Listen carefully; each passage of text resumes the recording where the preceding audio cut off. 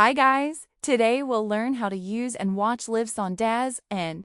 First of all, open the DAZN app on your phone. Once the app opens, you'll land on the home screen where different matches and categories are displayed.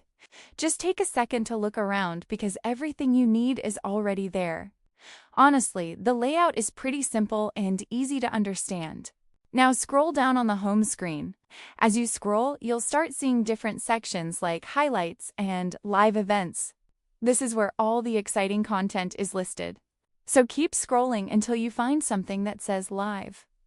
Luckily, DAZN makes it very clear which events are currently live. Once you see a live event that interests you, simply tap on it.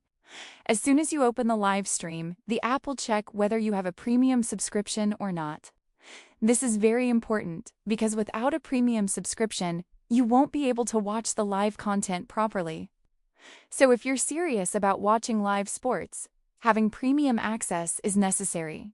If you don't have a premium subscription, DAZN will show you a message asking you to get the premium plan first. That's exactly what happens when you try to open a live event without access. So simply follow the on-screen instructions and subscribe to the premium plan. Once your subscription is active, you can go back and open the live stream again without any issues.